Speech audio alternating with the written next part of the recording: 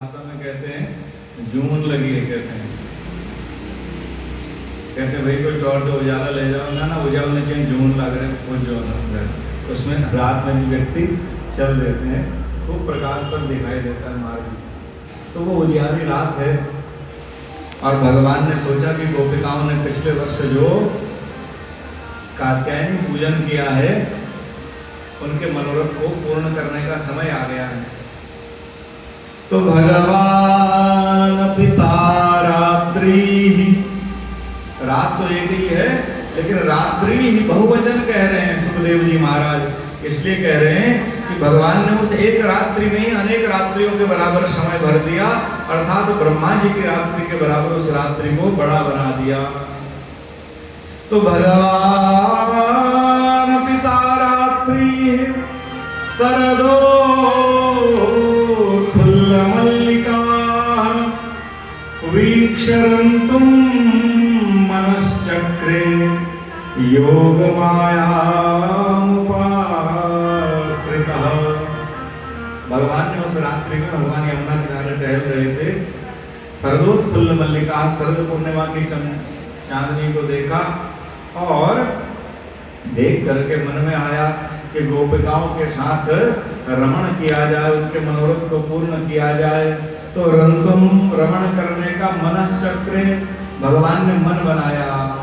भगवान का एक नाम अमना भी है, मन तो हम लोगों को परेशान करता है, लेकिन गोपिकाओं के मनोरथ को पूर्ण करने के लिए भगवान ने स्वयं का मन बनाया और आश्रितः अपनी योग माया का आश्रय लिया।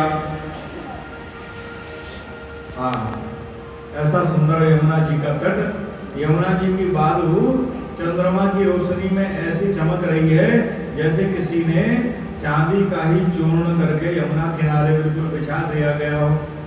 और यमुना जी जो कालिंदी साक्षात श्री कृष्ण वल्लभा है, कृष्ण प्रिया है, उन्होंने भी उस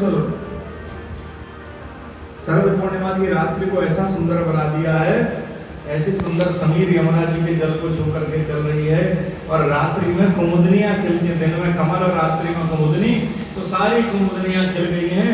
उनको कुमुदा मोद वायुना, उन कुमुदनियों को छू करके जो वायु चल रही है, जैसे आप अपने घर में कुछ सेंट या इत्र छिड़क देते हैं कोई पूजा पाठ या किसी कार्यक्रम में, वो तो सब आर्टिफिशियल रहता है, लेकिन वहाँ प्रकृति ने ऐसा सुंदर माहौल वातावरण बना दिया कि भगवान आनंद से एक वृक्ष का आश्रय लेकर के, कहीं पर कदम्ब वृक्ष भी वर्णन आता है, कहीं पर वट वृक्ष भी वर्णन आता है, इसलिए वंशी वट कह देते हैं। और ठाकुर जी उस वृक्ष के नीचे खड़े हुए और त्रिभंग ललित हो गए। त्रिभंग ललित माने जब ठाकुर जी वंशी बजाते हैं तो तीन जगह से टेढ़े हो जाते हैं, नीचे चरणों को ऐसे मोड़ लेते हैं, फिर अपनी कमर एक तरफ को झुका लेते हैं और वंशी अधरों पर रखते ही गर्दन ऐसी तिरछी कर लेते हैं। ठाकुर जी त्रिभंग ललित हो गए।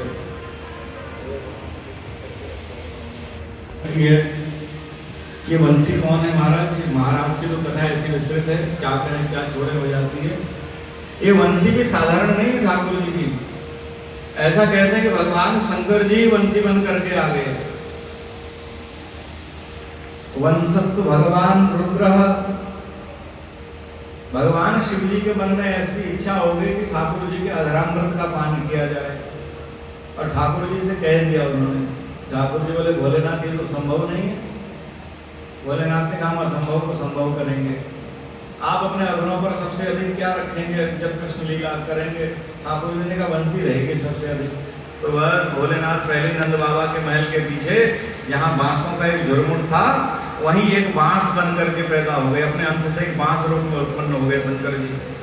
बाकी बांस तो खूब बड़े होते थे, मोटे होते थे, लेकिन वो एक बांस का वृक्ष ऐसा था जितने की बंसी बनती है उतना ही पतला सा बांस और बराबर बराबर सा। नंद बाबा और बांसों की कटाई छटाई भी करवाते रहते थे, उस बांस को वैसे ही छोड़ा था, बहुत सुंदर लगता था। और ठाकुर जी के जब वेणुनाद का मन हुआ बंसी पालन करने का, तो ठाकुर जी ने जिद करी नंद बाबा से मेरे लिए बंसी बनवाइए। और बाल्यकाल की घटना है। तो नंद बाबा ही उन्होंने सोने की बंसी बनवाई, ठाकुर जी ने फेंक दी, चांदी की बंसी बनवाई फेंक दी, और धातुओं की बांसुरी बनवाई सब फेंक दी। तो एक बांसुरी बनाने वाले को बोला, वही बनाता था, बोले मेरी बांसुरी तो सब अच्छी, बच्चे को पसंद क्यों नहीं आ रही बालक को? उसी बीच में सांडिल्य महर्षि जो नंद बाबा के कुल पुरोहित है वो पहुंचे, उनसे पूछा हमारा भी बालक बंसी बजाने को भी कहता है लेकिन इतनी बांसुरी बनवा दी सब फेंक देता है, कोई इसने होठों से भी नहीं लगाई। उन्होंने कहा इसी बालक से पूछो मुझे कैसी बांसुरी चाहिए। नंद बाबा ने कन्हैया से पूछा लाला कौन सी बंसी बजाएगा। भगवान कृष्ण हाथ पकड़ करके ले गए और बांसों के झुर्रों में दिखा दिया, वो भी जान रहे हैं कि भोलेनाथ इंतजार कर रहे हैं। यही बांस पे जो बंसी बनेगी उसी को बजाऊंगा। अब तुम्हारा जो बांस निकाला गया और उस बांस से जो बंसी वेणु जो बनी है उस वेणु का नाद भगवान श्री कृष्ण करते हैं। देवता भी लालायित रहते हैं ठाकुर जी की सेवा में उपस्थित रहने के लिए। तो उस बंसी को भगवान ने अधरों पर रखा। वनम च तत कोमल गोभिरंजितम और जगम जगौ कलम